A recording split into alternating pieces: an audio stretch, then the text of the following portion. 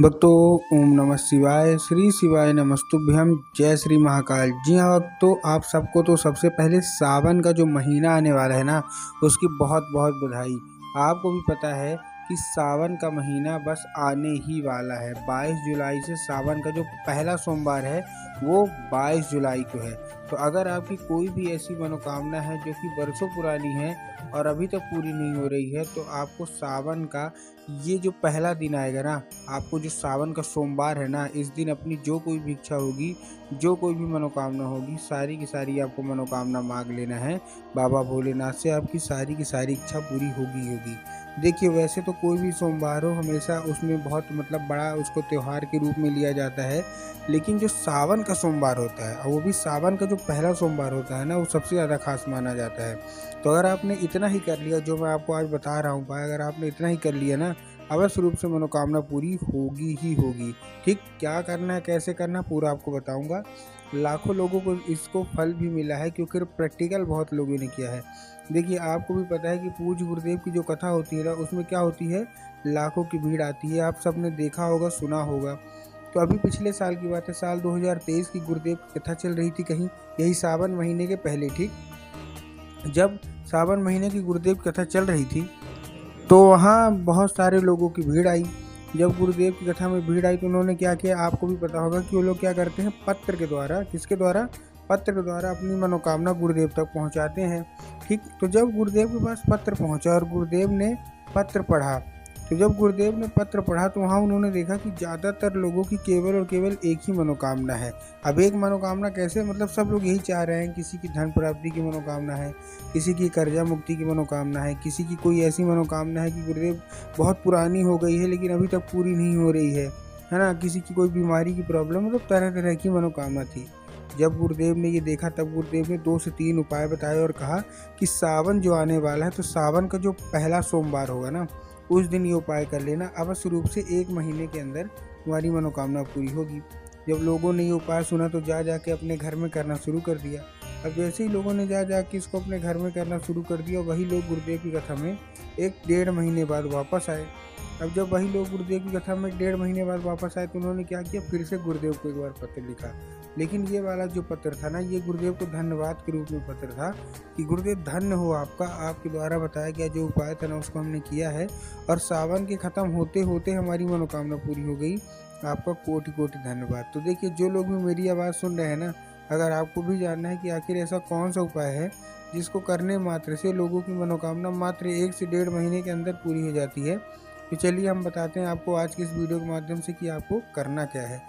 लेकिन उससे पहले चैनल पर अगर पहली बार आए हैं और आवाज़ मेरी पहली बार सुन रहे हैं तो वीडियो कर दें लाइक और चैनल को भी कर लें सब्सक्राइब, ताकि पूजनीय पंडित प्रदीप जी मिश्रा के रोज़ नए नए उपाय जो कि मैं उनकी कथा से सुनता हूँ, श्रवण करता हूँ, सबसे पहले मैं आपको प्राप्त करा सकूँ। ठीक, तो देखिए, जो हमारा सबसे पहला उपाय है, इस उपाय में आपको करना क्या है, ये मैं आपको मनोकामना पूर्ति का उपाय बता रहा हूँ। ठीक, इस उपाय में आपको क्या करना है, आपको इस उपाय में 1 लोटा जल लेना है, 2 से 3 बूंद आपको गंगा जल लेना है और 7 बेल पत्र लेना है। फिर से बता रहा हूँ, 1 लोटा जल, 2 से 3 बूंद गंगा जल और 7 बेल पत्र।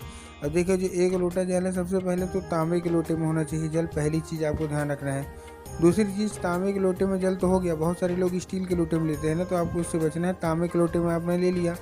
दूसरी चीज़, जो जल है वो आपके घर का होना चाहिए। बहुत सारे लोग घर से नहीं लेते जल, वो क्या करेंगे, घर से खाली लोटा लेके जाएंगे और मंदिर परिसर से जल भर लेंगे, जो कि पूर्णतः गलत है। आपको मंदिर परिसर से जल नहीं भरना, आपको क्या करना है, आपको अपने घर से जल भरना है। ठीक, भर लिया। जल भरने के बाद आपको करना क्या है, उसमें 7 बेलपत्र डालने हैं। अब देखिए, बेलपत्र में भी बहुत सारे लोग गलती करते हैं। बहुत सारे लोग एक पत्ती को ही बेलपत्र मान लेते हैं, जो कि गलत है। आपको भी पता है कि एक पत्ती का कोई बेलपत्र नहीं होता, 3 पत्ती का मिलके जो बेलपत्र बनती है वही बेलपत्र आपको लेना है। ठीक, ले लिया बेलपत्र। बेलपत्र लेने के बाद आपको करना क्या है, जैसे आपने बेलपत्र लिया, बेलपत्र लेने के बाद आपको उसको लोटे में डाल लीजिए और पहुंच जाइए सीधे सीधे शिव मंदिर। अब आपके दिमाग में आया होगा, जाएंगे बाबा भोलेनाथ के ऊपर अर्पित कर देंगे, यही गलती है। आपको बाबा भोलेनाथ के ऊपर अर्पित नहीं करना, आपको कहाँ अर्पित करना है, आपको नंदी के ऊपर अर्पित करना है। हम नंदी के ऊपर अर्पित कैसे करेंगे, देखिए, नंदी का आगे का एक पैर होता है जो कि उठा हुआ होता है, तो आपको क्या करना है, नंदी के उठे हुए पैर में ना आपको चुपचाप नंदी के उठे हुए पैर में आपको नंदीश्वर महादेव का, कौन से महादेव का सुंदर सा नाम है नंदीश्वर महादेव। तो बस आपको चुपचाप आपको नंदीश्वर महादेव का नाम लेके उन्हीं का स्मरण करके आपको चुपचाप क्या कर देना है, आपको अर्पित कर देना है बस। पूज्य गुरुदेव कहते हैं एक चीज़ इसमें आपको ध्यान रखने वाली बात है कि जो बेल पत्र है वो नंदी के पैर में अर्पित नहीं होनी चाहिए, केवल जल अर्पित हो। जल अर्पित होने के बाद आपको बेलपत्र उसी लोटे से निकालना है और महादेव के शिवलिंग पे रख देना है। ठीक, ये था हमारा कौन सा, ये था हमारा पहला उपाय। अब हम चलते हैं अपने दूसरे उपाय की ओर। अब देखिए जो हमारा दूसरा उपाय है इसमें आपको क्या करना है, ये जो हमारा दूसरा उपाय है वो धन प्राप्ति का उपाय है। इस उपाय में आपको 5 कनेर के फूल चाहिए। कितने कनेर के फूल चाहिए, 5 कनेर के फूल आपने ले लिए। अब देखिए कनेर का फूल अच्छे से देखिए, कहीं से मुरझाया वगैरह नहीं होना चाहिए, थोड़ा सा इस चीज़ का आपको ध्यान देना है। अब जब आपने 5 कनेर का फूल ले लिया, इसको लेके पहुंच जाइए शिव मंदिर। अब आपको 5 अलग अलग जगह आपको अर्पित करना है। पहला जो फूल है वो बाबा कुंदकेश्वर का नाम लेके बाबा भोलेनाथ की शिवलिंग पर अर्पित कर दीजिए। कौन सा नाम लेना है, कुंदकेश्वर महादेव का नाम लेके। ठीक, अर्पित कर दिया, ठीक है। अब कौन सा ये था पहला फूल। जो दूसरा फूल है वो आपको कहाँ अर्पित करना है, वो आपको माता शोक सुंदरी की जगह पर अर्पित करना है। अब देखिए जिनको पता है कि माता शोक सुंदरी की जगह कहाँ होती है उनका तो ठीक, लेकिन बहुत सारे ऐसे लोग हैं जिनको यही नहीं पता कि माता शोक सुंदरी की जगह कहाँ होती है। तब गुरुदेव ने बताया कि जो जलाधारी है, जलाधारी के दाएं मतलब राइट साइड में माता शोक सुंदरी की जगह होती है। तो बस आपको क्या करना है, दूसरा फूल वहाँ अर्पित कर देना है। उसके बाद जो तीसरा फूल है वो भगवान गणेश की जगह भी अर्पित करना है, जो कि जलाधारी के बाएं साइड में होता है। उसके बाद जो हमारा चौथा फूल है वो आपको अर्पित करना है कहाँ, जो चौथा फूल है वो हमको हस्तकमल, माता पार्वती का जो हस्तकमल होता है ना वहाँ अर्पित करना है, जहाँ से शिवलिंग उठा हुआ होता है। चौथा फूल हो गया। उसके बाद हमारे पास बचता है 5वां और आखिरी फूल। ये फूल आपको कहाँ अर्पित करना है, ये आपको स्वयं अर्पित करना है जलाधारी में, जहाँ स्वयं माता पार्वती का वास होता है। ठीक, अर्पित कर दिया। अर्पित करके अपनी मनोकामना मांगिए धन प्राप्ति का। 1 से 1.5 महीने बाद देखिएगा कि आपके जीवन में धन की कमी नहीं होगी। अब आता है हमारा आखिरी उपाय, जो कि होगा काहे का, कर्जा मुक्ति का। अगर आपके जीवन में बहुत ज़्यादा कर्जा बढ़ गया तो कर्जा मुक्ति का ये उपाय अवश्य रूप से आपको कर लेना है। अब इस उपाय में देखिए आपको करना क्या है।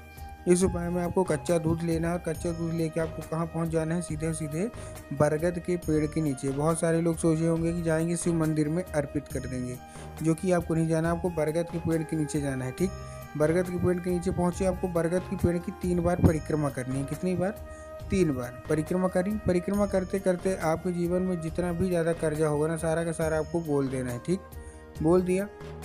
बोलते बोलते के बाद आपको क्या करना है, बरगद की पेड़ की जो जड़ है ना वहाँ आपको वही दूध अर्पित करना है बटकेश्वर महादेव का नाम लेके। महादेव का बहुत ही सुंदर सा नाम है बटकेश्वर महादेव। तो बस आपको करना क्या है, आपको बटकेश्वर महादेव का नाम लेके उन्हीं का स्मरण करके आपको चुपचाप क्या कर देना है, आपको अर्पित कर देना है बस।